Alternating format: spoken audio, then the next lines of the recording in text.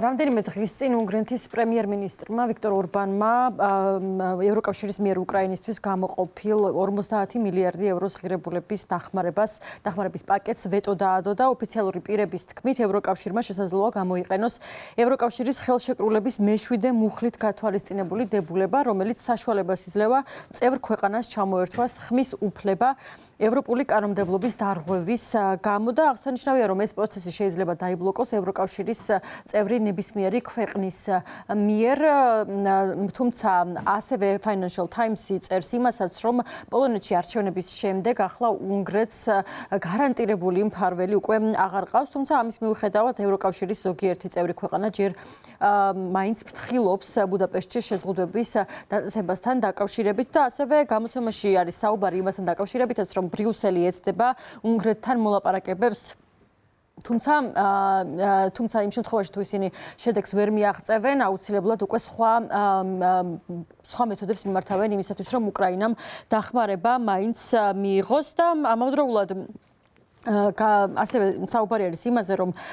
ვიქტორ ორბანის ქმედება მეტყველებს იმაზე, რომ ის არის მას შეუძლია რომ გააკეთოს მსგავსი რამ კიდევ ერთხელ და სწორედ ამიტომ ამ ყველაფერმა კიდევ უფრო რთული გახადა, რომ ევროკავშირის ლიდერებმა გათვალონ ზუსტად თუ რა შეიძლება გააკეთოს მომავალში ვიქტორ ორბანმა და მის ამ საქციელს მოულოდნელი სპექტაკლიც კი უწოდეს Financial Times-ის სტატია და ვიქტორ ორბანთან დაკავშირებით ასევე წერს გამოცემა Guardian-ი, სადაც საუბარი არის იმაზე, რომ შესაძლოა არის ვიქტორ ორბანმა კიდევ ერთხელ გაიმეოროს მსგავსი რამ და აქ დაისვა კითხვა, თუ რა იქნება ევროკავშირის შემდეგი ნაბიჯები. ისინი ეცდებიან, რომ შეაჩერონ ვიქტორ ორბანი თუ გადაუხდიან ფულს და შემდეგ უკვე ერთიანობის მოთხოვნის დროს მას უბრალოდ ოთახიდან გაუშვებენ, როგორც ეს მოხდა აქამდე და ამავდროულად გამოცემა წერს იმასაც, რომ ევროკავშირთან მოლაპარაკებების პროცესი ნებისმიერ შემთხვევაში არის საკმაოდ გრძელვადიანი პროცესი და აქ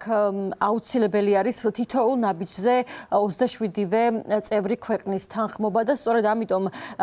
გამოცემა Guardian-ი წერს, რომ ევროკავშირის ლიდერები იქნებიან გულუბრყვილოები თუ ჩათვლიან, რომ ვიქტორ ორბანის ერთგულებას შეინარჩუნებენ ფულის სანაცვლოდ და ისინი აცხადებენ, რომ აუცილებლად გამოიყენებს ვიქტორ ორბანი მსგავს ტაქტიკებს. ასევე ამ სტატიაში ვიქტორ ორბანი არის შედარებული რუსეთის პრეზიდენტთან ვლადიმირ პუტინთან და აქ არის საუბარი იმაზე, რომ ვიქტორ ორბანი ისევე როგორც ვლადიმირ პუტინი იაზრებს იმას, რომ მის ქმედებებს არ აქვს არ მოყვება რეალური შედეგები და Guardian-ი წერს, რომ ეს არის საკმაოდ სახიფათო გზავნილი, რადგან იმ შემთხვევაში თუ ევროკავშირი არ გადადგამს ქმედით ნაბიჯებს, ეს იქნება აღქმული ისე, რომ ნებისმიერი დემოკრატიული პრინციპის უხეში დარღვევა არ ისჯება კანონით.